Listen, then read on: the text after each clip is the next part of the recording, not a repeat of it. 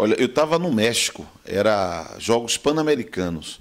Eu nunca vou esquecer, porque de repente me liga na quinta-feira ou na sexta-feira, não me recordo bem, um repórter, um assessor de imprensa do Ministério, dizendo que a Veja faria uma grande denúncia contra mim, contra o Ministério, com chamada de capa. Eu não acreditei. Aí eu liguei para a edição da Veja, para o editor da Veja em Brasília, e falei, meu, que história é essa? Eu falei, não, é uma reportagem que é muito forte, é uma denúncia muito forte, nós vamos publicar. Eu falei assim, mas vamos publicar sem nos ouvir? Não, nós mandamos as perguntas para vocês, hoje. Era tipo quinta-feira à tarde, né? Aí eu falei, mas do que se trata? Quando eu descobri do que se tratava, eu voltei a ligar para o editor. Falei, tu tá louco, meu, como é que você vai publicar uma denúncia dessa que não tem fundamento, sem nenhuma prova? Eu falei assim, mas eu tenho uma prova. Eu falei, quem é a prova? Tem um testemunha. Eu falei, quem é o testemunha?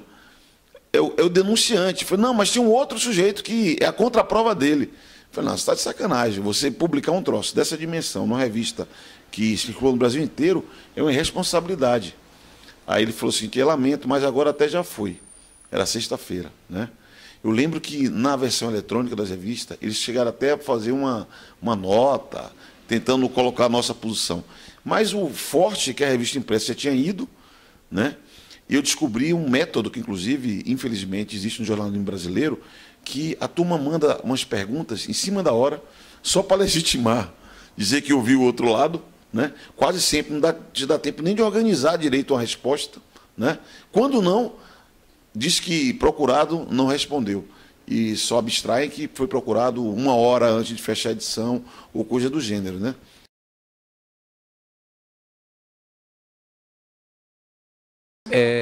É interessante perceber de que o apedrejamento que eu digo que houve foi porque quem fez a denúncia fui eu.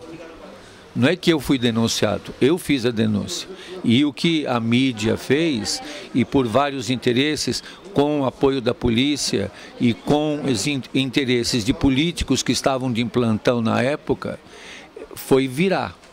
Porque havia toda uma conotação política, um momento específico e uma, vamos dizer assim, uma amplificação e uma distorção. Então, o que eu percebo muito, principalmente na mídia, na grande mídia, é de que com a rapidez que eles constroem, com a mesma rapidez eles destroem. De que eles destroem de maneira associada a interesses políticos, econômicos e a interesses que estão bem marcados, que vão pautando a forma de agir. Durante 15 dias que eu fiquei na Berlinda, eu no terceiro, quarto dia percebi, não tem jeito. Não tem jeito. Me entregaram para Cristo, não tem nenhum argumento, ninguém quer ouvir nenhuma razão. Tem uma decisão que também era política de seguir no massacre, que na minha opinião era contra o governo, era também contra o meu partido, tentando colocar o meu partido na vala comum, né? E eu decidi pelo menos fazer o debate, foi o que eu fiz. Fiquei durante 10 dias, sabendo que teria que sair do governo, fazendo um debate, denunciando a forma grotesca, a manipulação grotesca que eu era vítima num escândalo forjado com objetivos políticos. Tudo que você falar é usado contra você. A própria forma de captar a imagem, ela já é direcionada. O câmera das grandes mídias, eles sabem exatamente como posicionar a câmera, como captar a imagem para distorcer a imagem. Por exemplo, pegar de baixo para cima e pegar determinados detalhes. O que eu percebi muito, por exemplo, na porta da minha casa, onde se fez um plantão de fotógrafos e de jornalistas, de que eles apostavam de que eu teria um destempero para eles captarem a imagem de uma pessoa desesperada, xingando, ofendendo, fazendo alguma coisa grave. Como eles não iam conseguindo, eles puseram uma fita crepe na campanha da minha casa para a campanha não parar de tocar, a não ser que eu saísse para desligar na luz ou fosse lá fora tirar o adesivo da campainha. Então era uma forma de me provocar para pegar a imagem. Sacudiram o portão da minha casa, comiam um lanche e jogavam o lixo todo dentro do portão da minha casa. Então há uma fabricação do fato, uma fabricação da imagem.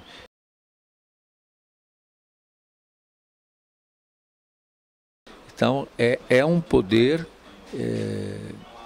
absurdo, é um poder que destrói e que depois, claro, quando a notícia não é a que eles querem, tiram o amplificador. Então você deixa de ser manchete para passar a ser nota de rodapé no segundo, terceiro caderno. Então isso é muito doloroso. Eu fiquei impressionado como foi omitida essa decisão da Comissão de Ética da Presidência, né?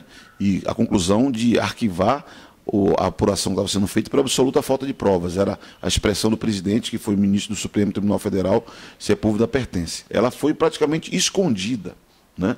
Para não dizer que nenhum órgão de imprensa registrou. Um órgão de imprensa fez um registro absolutamente assim, simbólico, eu diria, né? 26, 27 segundos, né? E foi feito de um jeito que parecia até, você viu, a má vontade de quem era o responsável pela leitura da nota. E quero dizer que eu fiquei até feliz, porque pelo menos 20 segundos eu tive, né? Alguém pode ter visto essa resposta. Mas isso mostra a desproporção, como se circula a informação no Brasil. Infelizmente, se você quiser ter informação, não procure nos meios de comunicação da grande mídia, porque sempre será distorcido.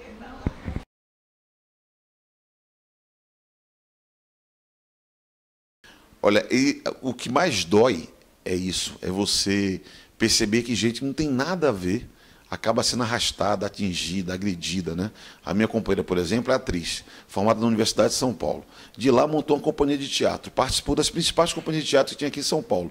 E a companhia dela, que é extraordinária, tinha um acordo com a Petrobras há 10 anos. E, de repente, o patrocínio de uma companhia de teatro, das mais importantes de São Paulo, virou expressão de tráfico de influência que supostamente eu teria feito.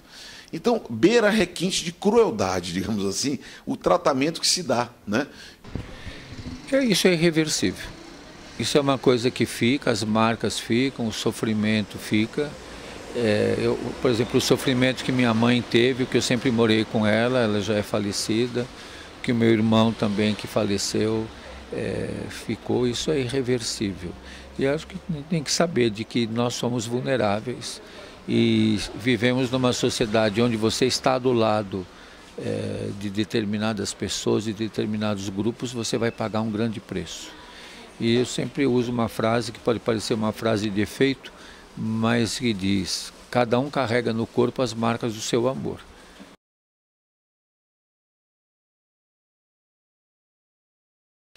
O direito de resposta deve ser um fundamento da vida democrática. E, de fato, não se trata apenas da política. Tem o famoso caso da escola base. Não tinha a ver com política, né? Mas você massacrou, destruiu perspectivas, sonhos, realizações de pessoas. Então, eu creio que é muito importante, é uma tarefa democrática, né? Então, eu considero que tem um debate, inclusive ético, porque são profissionais, né? Você tem profissionais de imprensa, gente que se forma para isso, estuda para isso, e creio que merece, junto com o debate político e jurídico que nós temos que fazer em torno do direito de resposta, do acesso à informação, tem um debate que também tem uma dimensão ética, né? A que serve a atividade de um profissional, é a qualquer interesse, é a busca da verdade que se deve ofertar para a sociedade, ou apenas operar um interesse político, econômico de um dono, de um proprietário de um meio de comunicação. É uma questão que eu me perguntei muito durante todo o processo, porque quando você conversava com os meninos, eram muito jovenzinhos, assim, eu falava: meu, você acredita no que você está falando? Às vezes eu perguntava, sabe? Então, essa manipulação dói muito, né? Eu compreendo que isso é parte de um processo de amadurecimento do Brasil, né?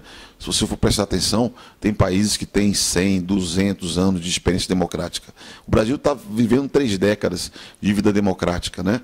Um país que é muito desigual, muito concentrado, poder econômico muito concentrado, poder político muito concentrado, e a mídia é parte desse sistema de poder, né? E, infelizmente, a manipulação se dá, inclusive, nesse tipo de debate.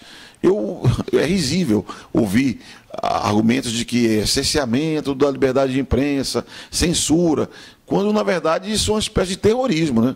Quando se fala isso, é um tipo de terrorismo que tenta acovardar as pessoas e tirar o foco do que é o debate, né? Nós queremos que as pessoas tenham mais informação, não menos informação, mas não pode ser informação através de lentes, né? Nós queremos que a sociedade brasileira pense com a sua própria cabeça. Ela tem direito, cada cidadão tem direito de formar o seu próprio juízo. Então, eu creio que essa iniciativa do Parlamento brasileiro é muito importante, muito, muito importante para que a democracia brasileira ela seja plena. Não há democracia real no Brasil se você cercear o acesso à informação. E o modelo do Brasil de hoje impede que as pessoas tenham acesso livre à informação.